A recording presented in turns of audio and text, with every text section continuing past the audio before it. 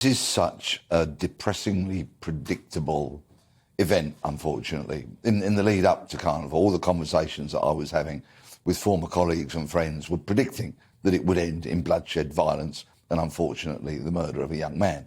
It always seems to descend into this on the Monday, late at night, because, of course, you've got gangs in northwest London, you've got gangs in West London, and from other parts of the UK.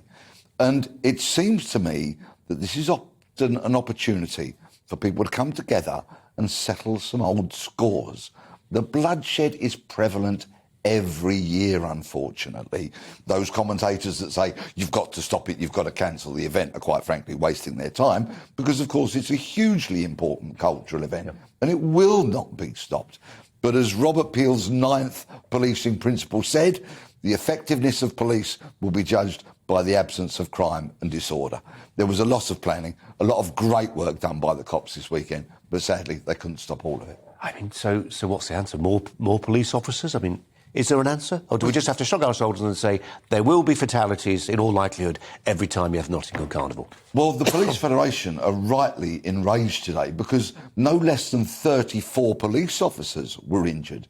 Now, the details of those injuries, in terms of how serious they are yet to come out. But there's going to be a lot of cops that were scheduled to go to work today and didn't because of the injuries they suffered. So this is a major issue here on all sides.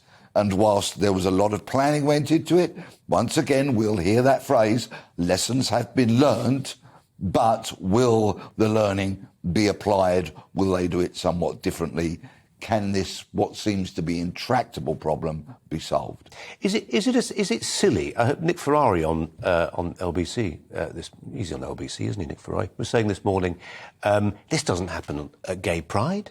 You don't get scores of muggings at Gay Pride.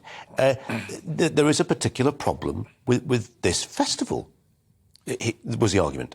Yes, and he's absolutely right. It does attract a level of violence and criminality that I think no other events do. But, of course, some of these other events don't come anywhere near the Notting Hill Carnival in terms of size. Yeah. But that aside, it does attract these criminal elements.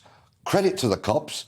Out of the arrests that were made, over 200 of them, some came from intelligence-led operations. So that means they knew that that person was going to take a weapon. They followed them, they stopped them, they arrested them.